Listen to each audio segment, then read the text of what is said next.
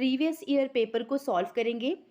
Last 3 से 4 साल का सॉल्व करेंगे सो दैट हम सबको ही साथ में मिलके एग्ज़ाम के क्वेश्चंस का पैटर्न पकड़ सकें। आज हम स्टार्ट करेंगे। बुकलेट डी है। डी की बुकलेट से जो कि 12 जून को पेपर हुआ था 2022 वाला। Let's start. बुकलेट डी आप डाउनलोड कर सकते हैं। जब आप डाउनलोड करने जाएंगे गूगल में तो बुकलेट डी और उसका की भी आपको मिल जाएगा। Before you go further booklet D को डाउनलोड करके अपने फ़ोन पे रखिए या फिर कंप्यूटर पे रखिए सो दैट फ़ोन पे आप ये सुन सकें एंड साथ में हम मिल के पेपर को एनालाइज करने वाले हैं। लेक्चर बायलिंगुअल रहेगा। हिंदी और इंग्लिश दोनों मीडियम वालों के क्वेश्चन सामने पे रखेंगे। मैं रीड आउट करूंगी। मैं कोशिश करूंगी मैक्सिमम हिंदी मीडियम वालों के लिए भी ये हेल्पफुल रहे। इन केस अगर मैं कोई वर्ड को इंग्लिश में पढ़ती हूँ जिसका प्रोनाउंसिएशन हिंदी में अलग है तो प्लीज़ स्क्रीन के सामने आप क्वेश्चन को खुद से रीड कर लीजिएगा। लैंग्वेज मेरी हिंदी रहेगी तो आपको समझने में कोई भी दिक्कत नहीं आएगी। अब सबसे पहली बात होती है बिफोर वी गो फर्दर, ये वाला जो क्वेश्चन है ये है related to Panchayati Raj institution. Panchayati Raj institution जबकि आपको पता है कि जो अमेंडमेंट के थ्रू हमारे एक्ट में डाला गया है उसको आने के पहले बहुत सारी ऐसी कमिटीज़ थी जो कि जिनका गठन हुआ था, जिनको हम लोगों ने कमिटी बनाई थी सो दैट वो अपने अपने रिकमेंडेशन दे कि इस पंचायती राज इंस्टीट्यूट को एक्चुअली बनाना कैसे है।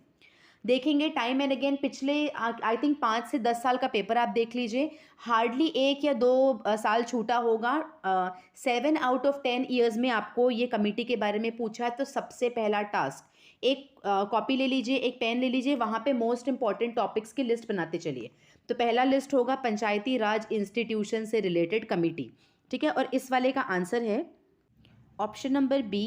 तो ये करेक्टली मैच है।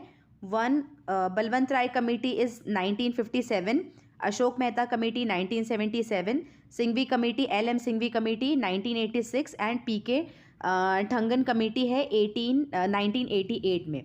इसके अलावा भी 3-4 कमेटीज़ के नाम है। तो हार्डली 7 to 8 कमेटीज़ है वो, और जनरली उसका डेट पूछता है। और एक कॉमन क्वेश्चन और आता है कि 3 टियर सिस्टम कौन से कमेटी ने रेकमेंड किया था एंड 2 टियर सिस्टम कौन से कमेटी ने रेकमेंड किया था। तो उसका अगर 3 टियर की बात करें तो बलवंत राय कमेटी था। तो आपको बस ये कुछ कुछ ऐसे क्वेश्चंस है जो कॉमन है। डेट तो आपको ध्यान में रहना ही चाहिए, और बाकी तो आप इस चैप्टर का जब आप घटना चक्र पढ़ेंगे तो बाकी टाइप के भी क्वेश्चन आपको सामने मिल जाएंगे। Moving on to the next question. पहला क्वेश्चन रिपीटेड था, दूसरा क्वेश्चन भी प्रीवियस ईयर से है। तो आई विल सी, हर बार मैं मार्क करती चलूंगी। मैं I count and at the end हम काउंट करेंगे कि प्रीवियस ईयर से कितना क्वेश्चन आया है। नेक्स्ट भी प्रीवियस ईयर रिपीटेड है, आपको जनरल साइंस की घटना चक्र में मिल जाएगा। DDT क्या है? कभी कभी DDT का फुल फॉर्म भी पूछता है एंड कभी कभी DDT ये पूछता है कि क्या है। तो ये करेक्ट ऑप्शन बी है। It is a non biodegradable pollutant. DDT का फुल फॉर्म है डाइक्लोरो डाइफिनाइल ट्राइक्लोरोइथेन। तो ये जो क्वेश्चन है ये क्लास 10th से हम पढ़ते आ रहे हैं। इनफैक्ट क्लास 9th की भी NCERT में है, क्लास 10th की भी NCERT में है, और जो NCERT में होता है वो इन्फॉर्मेशन तो आता ही है। तो अब घटना चक्र में भी आप ये प्रीवियस ईयर में बहुत बार DDT पाए जाएगा। तो ये दोनों क्वेश्चन तो ईजी थे। तीसरा प्रश्न है जनजाति और कौन से राज्य है ना, ट्राइब्स एंड उसके स्टेट पे। तो केडिया के ऊपर है, केडिया उड़ीसा, कुकी उत्तर प्रदेश, यानादी राजस्थान एंड पालियान तमिलनाडु। देखिए इस वाले में if you remember last year जो भी मेरे साथ जुड़ा हुआ था मैंने आपको बोला था कि ट्राइब का जो क्वेश्चन आता है वो कहीं से भी उठ के आता है। उसका बहुत, हम कितना भी ट्राइब पढ़ ले बिकॉज लिस्ट ऑफ ट्राइब हमारी हो जाती है अनलिमिटेड। अब इस अनलिमिटेड ट्राइब को कहाँ कहाँ से इंसान क्या क्या पढ़े, ये पैटर्न मैंने आपको पहले भी बताया था कि 2021 का जब लास्ट ईयर पेपर डिस्कस हुआ था तो वहाँ पे भी मैंने दिखाया था कि जो ट्राइब के नाम आपको घटना चक्र में मिलेंगे उसके बारे में तो सवाल नहीं पूछा था। ट्राइब का जो पैटर्न है अब वो चेंज करने लग गए हैं। Let me show you. ये घटना चक्र का चैप्टर है। I tried searching the name. जो चारों ट्राइब के नाम है यहाँ पे मैंने सर्च किया तो यहाँ पे तो पूरे ट्राइब में कहीं नहीं मिला। Then I have carefully read all the questions. यहाँ पे भी मुझे ये तीनों ट्राइब के नाम अलग अलग भी नहीं मिले। The only thing what I found was कि जो लैंग्वेजेस में, नॉट ऑन द ट्राइब वाला चैप्टर, लैंग्वेजेस वाले चैप्टर में यहाँ पे कुकी का नाम यहाँ पे मेंशन है। If you can see, give me 1 minute. Tibetan Burmese में कुकी का नाम आपको मिलेगा। दैट टू लैंग्वेजेस वाले चैप्टर में। ट्राइब वाले चैप्टर में ये चारों का नाम सरप्राइजिंगली अवेलेबल नहीं है। ये पैटर्न हमने लास्ट ईयर भी पकड़ा था। पर आप क्या कर सकते हैं, देखिए कुकी आपको पता होगा कि कुकी ट्राइब जो है, क्योंकि हम उत्तर प्रदेश का ट्राइब तो पढ़ते ही हैं, अब ऐसा माना जा रहा है कि ऑप्शनल हटता है तो यूपी स्पेशल अब राजा बन जाएगा। तो यूपी स्पेशल जो है वो ना सिर्फ मेंस के लिए, बट अब उसके नंबर ऑफ क्वेश्चंस प्री में भी आप देख सकते हैं, because this is something that was requested bye all the students. पिछले 2.5-3 साल से यूपी के स्टूडेंट लोगों ने इसको डिमांड करके अपने सिलेबस में ऐड कराया है। तो माइंड यू गाइज, अगर मेंस का पेपर आता है तो आप प्री में भी ट्रैक्शन देख सकते हैं। तो इस समय पे आपको क्या करना है, आपको कम से कम यूपी स्पेशल में अगर आप देखते, तो यूपी स्पेशल में आप देखते कि जो कुकी ट्राइब है वो यूपी का तो नहीं है। तो इससे अगर 2 is not the correct option which is match, अगर ये दोनों हटाते हैं तो फिर आपके पास में ऑप्शन बच जाता है, और इसका करेक्ट ऑप्शन है option number B, 1 and 4 is the correct option. बाकी मैंने घटना चक्र में दिखा दिया है। मुझे ट्राइब के नाम, तो ट्राइब वाले चैप्टर को क्या करना है, तो अपने नोट्स में लिख लीजिए कि जो भी प्रीवियस ईयर का पेपर आया है उसके सारे ट्राइब को एक साथ एक पेज में नोट कर लीजिए, और उसका एरिया एक साइड नोट कर लीजिए कि वो कहाँ पाए जाते हैं। जितना प्रीवियस ईयर में आया है आप उतना ही पढ़ सकते हैं, उसके अलावा आप नहीं पढ़ सकते हैं। तो ये आप एक चीज़ को नोट करिए, otherwise you can take your risk. जिससे आपका बाकी कोर्स हो गया है तो आप बाकी ट्राइब के भी नाम रटने का प्रयास कर सकते हैं। फोर्थ क्वेश्चन देखिए, विच is not an example of biomass energy source. निम्नलिखित में से कौन सा बायोमास ऊर्जा का स्रोत नहीं है। तो ये तो बहुत ही कॉमन सेंस वाला क्वेश्चन है कि nuclear energy is not the biomass energy.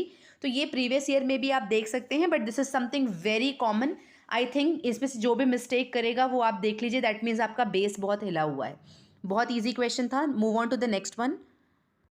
अगला सवाल है, who among the following has translated Chintamani Bhatt Sanskrit text.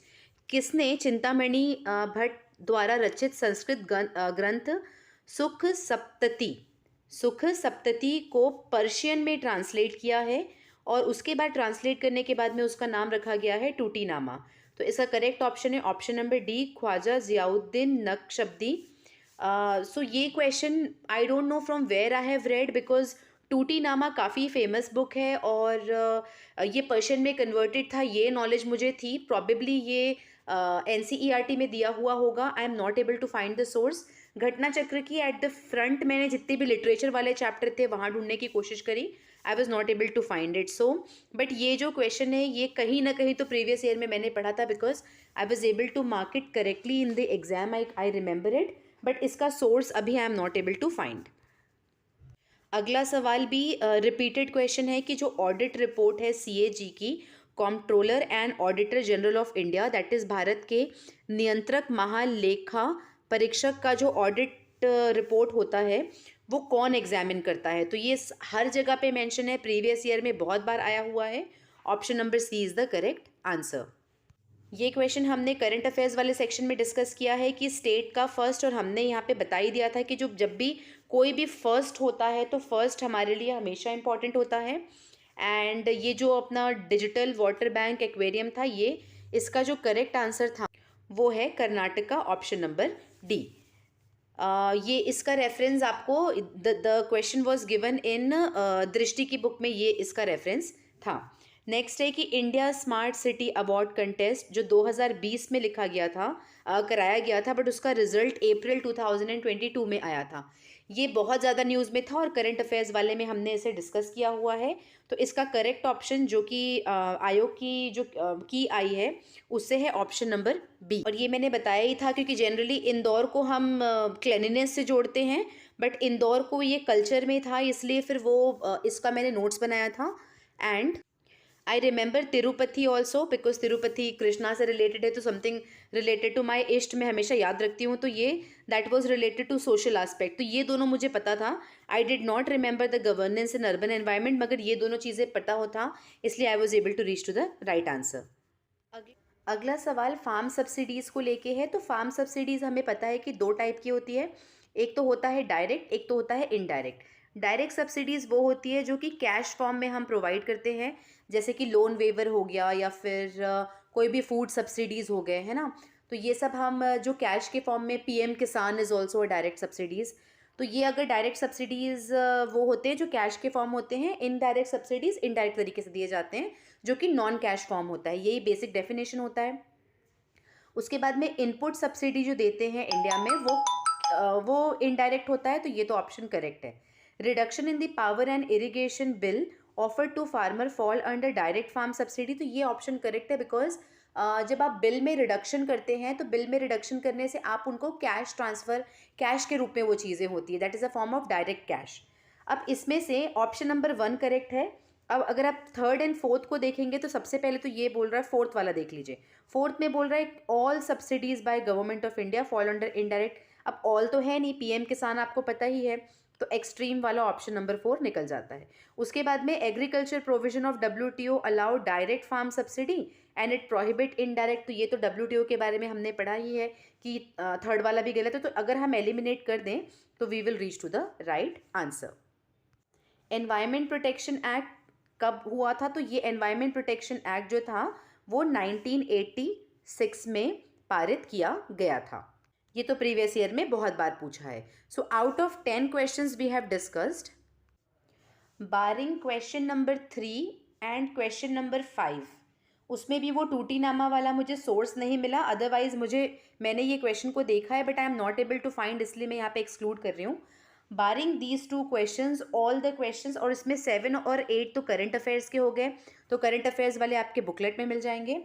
And जो बाकी क्वेश्चन हैं आपके, तो 4 ये क्वेश्चन हटा दीजिए जिसमें question number 3 and 5 and question number 7 and 8 जो कि करंट अफेयर्स के हैं। बचे हुए जो 6 क्वेश्चन आए हैं स्टैटिक पोर्शन के, वो पूरे के पूरे रिपीटेड हैं, प्रीवियस ईयर के टॉपिक से ही आए हैं। फार्म सब्सिडी वाला टॉपिक से आया है और जो बाकी क्वेश्चन है वो डायरेक्टली पूछे हुए हैं। तो आपको पता है अगर मैक्सिमम कितना गया है, आपका मैक्सिमम 88 गया है EWS का कट ऑफ क्वेश्चंस के हिसाब से, तो 150 में से 88, तो दिस इज कमिंग अबाउट 56%, या आप 50 थोड़ा सा बढ़ा के 58% कर लीजिए। तो 58% आपको मार्क्स लाने हैं अगर आपको प्री का कट ऑफ क्लियर करना है। वो भी मैं कब बोल रही हूँ, जब आप EWS वाले हैं। आप जनरल वाला एक क्वेश्चन कम कर ले, आपने अपने हिसाब से कैटेगरी वाले कम कर ले, तो आप ये देखेंगे कि 10 क्वेश्चन में से 2 करंट अफेयर्स के क्वेश्चन है जो कि एक बुकलेट से आए हैं, और 6 क्वेश्चन जो स्टैटिक के हैं वो रिपीटेड है। That means 80% of the questions आपको लिमिटेड रिसोर्स से काम आ जाएगा। मैं सिर्फ आपको ये समझाने की कोशिश कर रही हूँ। देखिए बहुत से लोगों ने previous year paper, it is so easy कि क्वेश्चन को सामने रख लिए, बैंक आंसर की सामने रख लिए, टिक मार लीजिए। मैं यहाँ पे सिर्फ आप सबको जो भी ये वीडियोस देखते हैं आपको कन्विंस करने की ये कोशिश कर रही हूँ कि ये एग्ज़ाम अचीवेबल है और बहुत घबरा के नहीं पढ़ना है, एक साइंटिफिक वे में पढ़ना है जिसमें से previous year paper and current affairs will be the 2 most important things you should be doing. हम क्या करते हैं, हम बार बार स्पेक्ट्रम और लक्ष्मीकांत को पढ़े जाते हैं, ल्यूसेंट पढ़ने वाले ल्यूसेंट पढ़े जाते हैं, घटना चक्र पढ़ने वाले घटना चक्र पढ़े जाते हैं। एक बार आप पैटर्न समझ लीजिए, उसके बाद आपको खुद समझ में आ जाएगा, किसी से पूछने की ज़रूरत नहीं पड़ेगी कि आपको करना क्या है। Move on to the question number 11। April 2022 में निम्नलिखित में से कौन सी तंजानिया की पहली अध्यक्ष दैट इज प्रेसिडेंट चुनी गई थी? ये तो करंट अफेयर्स का क्वेश्चन है, बहुत ज़्यादा न्यूज़ में था। अगेन फर्स्ट एंड विमेन आप जहाँ पे देखेंगे ऐसे भी उसको स्पेशल पेज में लिखने वाले हैं, तो इस टाइप का अगर फ्यूचर में रिपीट होता है तो आप इसको करेक्टली मार्क करेंगे। नेक्स्ट है, अब देखिए क्वेश्चन 4 एंड क्वेश्चन 12 इतना ज़्यादा, इतना ईजी, इतना बेसिक क्वेश्चन है कि most of the sources of the energy we use represent stored solar energy, है ना। अधिकांश जो एनर्जी यूज़ करते हैं वो सौर ऊर्जा उसका स्रोत होता है। विच इज़ नॉट पूछा है, which is not derive directly from sun, तो आप सभी को पता है nuclear energy. So basic question मतलब 2 क्वेश्चन ऐसे हैं जो सिर्फ बेसिक नॉलेज से आ जाएगा। फिर आते हैं on which date ozone day, repeated question है, प्रीवियस ईयर से आया है, सबको पता है September 16, मैंने शॉर्ट्स में भी कवर किया है और मुझे ये लगता है 2023 में प्रॉबेबल ना हो बट 2024 में रिपीट होने के चांसेस हैं। सेम क्वेश्चन आपको 2021 के प्री में पूछा था, 2022 के प्री में सेम क्वेश्चन रिपीट किया है। नेक्स्ट है 14th repeated question, schedule of the constitution पढ़ाया है ना मैंने, टीयर्स ऑफ ओल्ड PM। अगर आप टीयर्स ऑफ ओल्ड PM ध्यान में रखते हैं तो ये आपका करेक्टली मार्क होगा। देखिए क्या पूछा है, थर्ड ना, थर्ड शेड्यूल में TEA, तो ए से आता है अफर्मेशन, तो ए से आप नंबर 2 को अगर मैच करते हैं तो you will be able to reach to the right answer. वैसे ही आप आर देख लीजिए, आर से होता है Rajya Sabha, that is council of state, B से 1 को मैच कर लीजिए तब भी आ जाएगा। मैंने बोला था ना आपको शेड्यूल ध्यान में रखिए, इस बार शेड्यूल पूछा है तो अगली बार आपसे हो सकता है कि पार्ट्स पूछे, पार्ट शेड्यूल का कॉम्बिनेशन ये पूछता रहता है, तो नेक्स्ट टाइम आप पार्ट्स को भी ध्यान में रखिएगा। पार्ट्स का भी शॉर्टकट बहुत ईजी है, पार्ट्स का शॉर्टकट में दो दो वो होते हैं, 2 मेमोनिक्स होते हैं, इतना कर लेंगे तो बहुत काम आएगा। गूगल में आपको इजीली अवेलेबल है, टीयर्स ऑफ ओल्ड पीएम तो मैंने अपने ट्रिक्स वाले वीडियो में कवर किया है, पार्ट्स वाला भी मैं कवर कर दूंगी। बहुत इजी क्वेश्चन है, अगले बार पार्ट्स ध्यान में रखिएगा, पार्ट शेड्यूल में से कुछ भी आ जाएगा। Again repeated question. आते हैं 15 नंबर पे। WHO ने ये जो ग्लोबल ट्रेडिशनल मेडिसिन सेंटर है कहाँ इस्टेब्लिश किया है? सबको पता था कि ये जामनगर है, इसलिए पता था कि हर कोचिंग सेंटर वालों ने चाहे आप वीडियोस देख लीजिए और साथ साथ में अगर आप इसका दृष्टि में भी है, स्पीडी में भी था और घटनासार में भी था। बहुत इंपॉर्टेंट क्वेश्चन में से एक था, बिकॉज जब भी इंटरनेशनल बॉडी कुछ सेंटर खोलती है, दैट टू इन इंडिया, तो वो ऐसे भी बाय डिफ़ॉल्ट हमारा इंपॉर्टेंट हो जाता है। अगेन इसको ये बिल्कुल आपका प्रिडिक्शन आप इस पर लगा सकते थे। तो अभी तक क्वेश्चन 1 से 15 तक सारे questions repeated and easy questions में से एक है। Question 16 again 73rd constitutional amendment act हमेशा पूछा गया है। क्वेश्चन नंबर 1 पंचायती राज की कमेटी पूछी जाती है, प्लस क्वेश्चन नंबर 2 जो अपना अमेंडमेंट एक्ट है वो पूछा जाता है। बहुत बहुत बहुत ईजी क्वेश्चन है।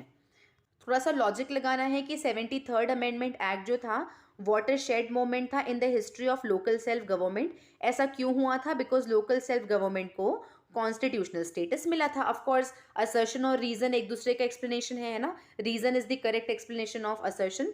तो आंसर नंबर 16 भी लॉजिकली बहुत ईजी था। नेक्स्ट है, अगेन आप मुझे बताइए, अगर किसी व्यक्ति ने 2 या 3 महीने भी पढ़ाई करी होगी तो हम सबको पता है कि MS Swaminathan is related to green revolution. उसके बाद में जो वर्गीस कुरियन है that is related to milk production.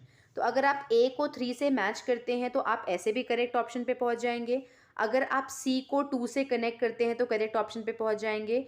उसके बाद में Morarji Desai was related to social control on bank, ये तो हमको पता है। और साथ में LK झा जो है वो इकोनॉमिक एडमिनिस्ट्रेशन रिफॉर्म में है। तो ज़रूरी नहीं है कि नेक्स्ट टाइम आपको रेवोल्यूशन से पूछे, this was a low hanging fruit, but अगले बार आपको अब क्या करना है, इस जो बॉक्स में जो बाकी इन्फॉर्मेशन है स्वामीनाथन एंड वर्गीस कुरियन के बारे में तो हम सबको जानकारी होती है। अब ये जो LK झा है और मोरारजी देसाई से रिलेटेड जो चीज़ें हैं ना, इसको आप अपने नोट्स में ध्यान में रखिए। अगर आपको ये चीज़ें नहीं पता हो तो आप इसको ध्यान में रखिए। ये प्रश्न आपको घटना चक्र में मिल जाएगा गुप्ता एंड पोस्ट गुप्ता वाले पीरियड में। When I search with the term silver coin, तो देखिए यहाँ पे इंफॉर्मेशन है कि गुप्ता रूलर जो हैं Chandragupta two, that is Vikramaditya, was known as a Saka conqueror as he elevated Saka power by defeating last Saka king Rudra Simha III in the first decade of 5th century। इन्होंने adopt किया था title साकरी after his victory, और इन्होंने एक silver coin launch किया था इस occasion पे। उस कॉइन का नाम था रूपका इन गुप्ता पीरियड। अभी जो 32 वाला जो आपका मेजरमेंट है ना, इसका वेट 33 ग्रेन है। ये वाला information I am trying to search, तो यहाँ पे भी नहीं है, बॉक्स में भी इंफॉर्मेशन नहीं है इसकी। सिल्वर कॉइन, उसके बाद में सिल्वर कॉइन ऑफ गुप्ता, यहाँ पे भी रूपका ही दिया हुआ है। 33 ग्रेन्स यहाँ पे भी नहीं है।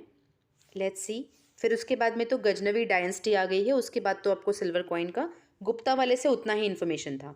तो फर्स्ट वाला option you were able to reach, second वाला नहीं। तो बस अब आप ध्यान रखिए कि एक ऑप्शन तो आपका प्रीवियस ईयर से था, सेकेंड ऑप्शन जो है इसका वेट ये घटना चक्र में नहीं दिया हुआ है, और इसका वैसे करेक्ट ऑप्शन दोनों हैं, ठीक है।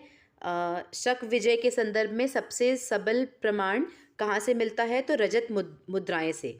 इन मुद्राओं की तौल लगभग 33 ग्रेन 33 ग्रेन हुआ करती थी। Option A and B correct option है। घटना चक्र, next question, thermodynamically most stable form of carbon क्या है? तो हम सबको पता है ये ग्रेफाइट है। प्रीवियस ईयर क्वेश्चन में बहुत बार पूछा है ग्रेफाइट के पीछे, that is it is a most stable form of carbon. Hindi medium वाले, ऊष्म गतिकीय रूप से कार्बन का सबसे स्थिर रूप कौन सा है? तो ये है ग्रेफाइट। वाटरफॉल्स इन इंडिया, ये सारे वाटरफॉल्स आपको घटना चक्र में मिल जाएंगे। वाटरफॉल को अगर आप लगाते हैं तो इसका जो करेक्ट ऑप्शन आंसर की के हिसाब से है that is option number A. Screenshot मार सकते हैं आप, एंड वाटरफॉल वाले को एक साथ एक जगह एक पेज में नोट करके रखिएगा। नेक्स्ट है T Malthus propounded one of the most famous theories. जो माल्थुसियन थ्योरी थी वो पॉपुलेशन के बेस पे थी, ठीक है। देख लीजिए, माल्थुसियन थ्योरी का ये कहना था कि जो ह्यूमन पॉपुलेशन है ये बढ़ते चले जाती है, it grows rapidly then the food supply. जितना हमारे मार्केट में फूड सप्लाई है उससे ज़्यादा पॉपुलेशन इंक्रीज होता है टिल द टाइम फेमाइंस आए, दैट इज़ भुखमरी आए, या तो वॉर आए, या तो डिजीज़ हो जिसके कारण पॉपुलेशन रिड्यूस हो जाए। अनटिल ये सारी चीज़ें नहीं होती आपका पॉपुलेशन ग्रोथ हमेशा हाई रहेगा फूड सप्लाई से। सो माल्थुसियन थ्योरी प्रीवियस ईयर का ही क्वेश्चन है।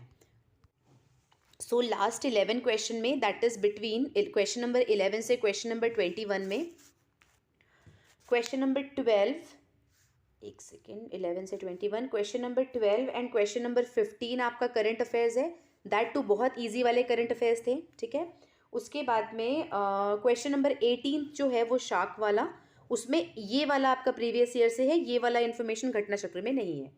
अपार्ट फ्रॉम दैट जितने भी क्वेश्चन थे ये सारे रिपीटेड क्वेश्चन हैं, एंड इन सब का नेचर बहुत ईजी। अभी तक हमने टफ क्वेश्चन नहीं देखा है। तो द ओनली रीज़न ये सब चीज़ें हो रही है इज़ बिकॉज ताकि आप नेचर ऑफ द क्वेश्चन देखें कि कितना अचीवेबल है। अगर हम प्रीवियस ईयर पेपर पे कमांड करते हैं तो जैसे कि अभी जैसे ये 19th वाला क्वेश्चन देख लीजिए, अगर most stable form of carbon है, अगर आप ये देख रहे हैं तो क्यों ना हम फलरेंस के बारे में, डायमंड के बारे में, कोल वाले चैप्टर के बारे में एक बार ज़रा सा ध्यान में रख लीजिए। डायमंड तो आपको पता है कि हार्डेस्ट होता है, कोल भी हमको पता है कि नॉन रिन्यूएबल है, तो फलरेंस के बारे में थोड़ा सा आप गूगल कर लीजिए या फिर घटना चक्र से पढ़ लीजिए। उसके बाद में जब आप वाटरफॉल देख रहे हैं तो just make it a point कि क्या आपके पास में वाटरफॉल का नोट्स अवेलेबल है कि नहीं। अगर नहीं है तो ये आपका पेंडिंग काम हो जाता है। फिर जब आप माल्थुसियन थ्योरी के बारे में जब इस साल देखिएगा, आप 2016-17 में भी पूछा गया है, जब हम डिस्कस करेंगे तो शायद वो आए बीच में। तो जब आप इस तरीके का देखते हो कि हर साल कोई एक इकोनॉमिस्ट का थ्योरी, वो थ्योरी किस पे बेस है ये पूछा जाता है, तो क्यों ना हम पिछले 21 साल में जितने भी इकोनॉमिस्ट के, कितने इकोनॉमिस्ट होते हैं यार, 20 से 25 फेमस इकोनॉमिस्ट है, उससे ज़्यादा इकोनॉमिस्ट है भी नहीं। तो इतने 20 से 25 इकोनॉमिस्ट ने एक्चुअल में क्या थ्योरी दी है, उस थ्योरी का बस वन लाइनर आपको नोट्स बना के रखना है। तो ये सब चीज़ें जब आप करते हैं तो फिर आपका जो प्रीवियस ईयर एक बार सेट हो गया ना, तो उसके बाद में आपको प्री ईजी लगने लग जाएगा। नेक्स्ट आते हैं, ये जो पार्टी गेट वाला स्कैंडल था, मैंने करंट अफेयर्स वाले में बोला ही था, ये मुझे दृष्टि में नहीं मिला था, तो दिस इज़ वन। अगर आप न्यूज़ वगैरह सुनते होगे, क्योंकि ये काफ़ी पॉलिटिकली मोटिवेटेड न्यूज़ था, तो ये मेरे को ध्यान में नहीं है कि दृष्टि में था, तो this is one odd question. उसके बाद में अपोलोजाइज अगर जो खटखट की आवाज़ आ रही है बैकग्राउंड में, I can't stop recording because 2 दिन से मैंने इसलिए रिकॉर्ड नहीं किया था कि ऊपर कंस्ट्रक्शन चल रहा है।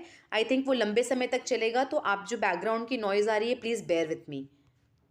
सो ये रहा ऑफिशियल आंसर की, ये है सेट नंबर डी। एंड अगर आप 23rd को देखें, 23rd में यहाँ पे दिया हुआ है option number D.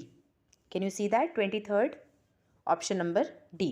But in reality question number D बोला है बैसिलियस हीमोफिलस जो इन्फ्लुएंजा है ये क्या कॉज करता है, इट कॉजेज इन्फ्लुएंजा। तो ये तो प्रीवियस ईयर पेपर था, बट फॉर सम रीज़न ये आयोग ने इनकरेक्ट मार्क किया है, तो ये वाला ऑप्शन गलत है। बट इसका रियल आंसर इन्फ्लुएंजा है, आप गूगल भी कर सकते हैं। Let me show you.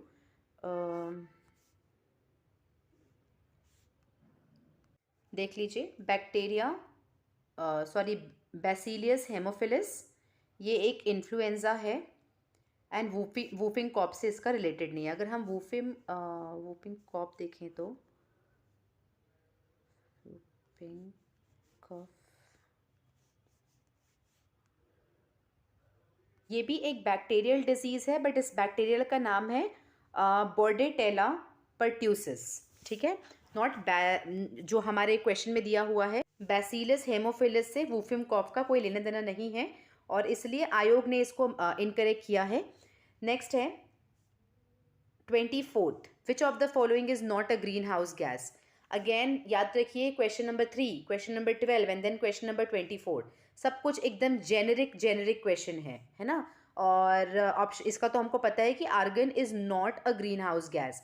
तो अब आपको क्या करना है, जो 6 पोटेंट ग्रीन हाउस गैस का नाम है उसकी उसकी आपको लिस्ट बनानी है। उसके बाद में जो most common ozone depleting substances हैं उसकी भी आप राइट अवे लिस्ट बना लीजिए। तो देखिए ये जो वीडियोस मैं कवर कर रही हूँ, ये मुझे पता है जो सीरियस स्टूडेंट होंगे ना वो टाइम निकाल के इस वीडियो को पेन एंड पेपर के साथ में बैठेंगे हैं, they will get a lot of information. ये सिर्फ ये वीडियोस ऐसे नहीं है कि आप बस देखते चले जाइए खाली टाइम पे। यहाँ पे आपका एक्टिवली जो जिस स्टूडेंट ने एक्टिवली इन्वॉल्व होकर ये जो मैं प्रीवियस ईयर पेपर को डिस्कस कर रही हूँ वो किया ना, तो सबसे ज़्यादा फायदा उस व्यक्ति को होगा। ऑपरेशन गंगा के बारे में लेंथ एंड कॉर्नर में मैंने डिस्कस किया है, तो और बाकी जो ऑपरेशन यहाँ पे दिए हैं उसके बारे में एंड वेरियस ऑपरेशंस आपको स्पीडी की बुक में भी एक साथ सारे ऑपरेशन, व्हेन आई से सारे ऑपरेशन तो सारे जो हमारी कंट्री जो इंडिया है वो जो भी एड पहुँचाती है उसका भी हम ऑपरेशंस, उस जो भी हम एड या सर्विस प्रोवाइड करते हैं आसपास की कंट्री को, फ्रेंडली नेबर को, उसको भी हम ऑपरेशन का नाम देते हैं। एंड साइड बाय साइड जब हम कोई मिलिट्री एक्सरसाइज करते हैं तो उसको भी ऑपरेशंस का नाम देते हैं। तो ये दोनों टाइप ऑफ जो ऑपरेशन है इसका लिस्ट आपके पास में हैंडी होना चाहिए फॉर प्रिलिमिनरी एग्जाम्स। स्वनिधि योजना डिस्कस हो चुका है, बहुत कॉमन क्वेश्चन है। इसमें से बोर्नियो आइलैंड के बारे में जो घटना चक्र में इंफॉर्मेशन है आप देख सकते हैं कि Borneo island is the 3rd largest island in the world and the largest in Asia. Located north to Java, the island is politically divided among 3 countries: Indonesia, Malaysia and Brunei. So इसमें Bruny, अब इसमें आपको क्या करना है, ये वाला पहला ऑप्शन तो हमको करेक्ट मिल गया। घटना चक्र में सर्च करने पे बोर्नी के ऊपर अगर हम देखेंगे तो बोर्नियो आइलैंड के ऊपर आप खुद देख सकते हैं यहाँ पे लोकेशन दिया हुआ है, लोकेशन दिया है। उसके बाद में कहीं पे भी अगर आप यहाँ, ये तो मैंने आपको रीड करके बताया है। उसके बाद में इसका ओरिजिन क्या है इसकी इन्फॉर्मेशन घटना चक्र में नहीं है, तो दैट इज़ समथिंग कि हाफ इन्फॉर्मेशन हमें पता है, बट बोर्नी आइलैंड इतना ज़्यादा क्वेश्चन पूछा गया है, देखिए 19 सर्च में आ रहा है। दैट मीन्स अगर ऐसा कुछ तो भी होता है जब हम आइलैंड्स वगैरह के बारे में पढ़ रहे हैं जो रिपीटेड होता है, तो इसके बारे में आई गेस हमको थोड़ा सा गूगल करके रखना चाहिए कि इस टाइप के आइलैंड का ओरिजिन क्या है। सो बोर्नी आइलैंड ये 3 देशों में विभाजित है, ये करेक्ट ऑप्शन है। एंड इनकी उत्पत्ति ज्वालामुखी निक्षेप से के द्वारा हुई है, दैट इज़ वोल्केनिक डिपोजिशन से हुआ है। तो ये ऑप्शन इनकरेक्ट है, तो इसका करेक्ट आंसर 27 है, ऑप्शन नंबर ए, ओनली 1। इस क्वेश्चन में जो दिया हुआ है तलर एंड पटकोला एंड बालादीप, इन तीनों को मैंने रिसर्च किया तो बालादीप तो नहीं मिला, बाला डी जब मैं कर रही हूँ तो बालादित्य मिल रहा है which is a donation given to monastery. ठीक है, तो ये प्रीवियस ईयर क्वेश्चन में मुझे घटना चक्र में तो इसका कहीं पे भी रेफरेंस नहीं मिला। तो ये जो क्वेश्चन नंबर 28 है इसका करेक्ट ऑप्शन है option number A, answer A correct है। तो आप इसका स्क्रीनशॉट मार लीजिए कि ऑप्शन नंबर ए करेक्ट है, फिर इसको आप नोट्स बना के रख लीजिएगा। नेक्स्ट सेंसस का क्वेश्चन है, कौन से religious group in India has the highest urban population, सर्वाधिक भाग नगरीय है ना। तो ये है जैन का पॉपुलेशन, ये सेंसस का इन्फॉर्मेशन है। स्टडी फॉर सिविल सर्विसेज वाले ने रिपीटेडली इसको कवर करवाया हुआ है। अपार्ट फ्रॉम दैट जो भी सेंसस के वीडियो में होगा ये क्वेश्चन वहाँ से कवर्ड है, प्लस ये प्रीवियस ईयर में भी आया है। इसके नेक्स्ट में ये जो था कि प्रिसाइडिंग ऑफिसर्स, क्योंकि देखिए यहाँ पे इन स्टेट में इलेक्शन हुए थे, तो इन स्टेट के इलेक्शन के जो newly elected presiding officer of Vidhan Sabha थे उनके नाम थे। तो इतना नाम ध्यान में रखना मैंने तो नहीं किया था और मैंने अटैम्प्ट करने की भी कोशिश नहीं करी इसको। बाकी अगर आप देख लीजिएगा अभी भी जितने भी इस साल में जो भी इलेक्शन हुए हैं उनका सीएम कौन है, प्रिसाइडिंग ऑफिसर कौन है, 1-2 टॉप के जो मिनिस्टर्स होंगे जो न्यूज़ में रहे होंगे उनका नाम अगर ध्यान में रखने का प्रयास करें तो आप कर सकते हैं। अब क्वेश्चन नंबर 22 से 30 के बीच में अगर 9 क्वेश्चन में से देखा जाए तो 9 में से 4 क्वेश्चन करंट अफेयर्स के रहे। उस करंट अफेयर्स में भी 3 बहुत इजी था, 1 टफ था।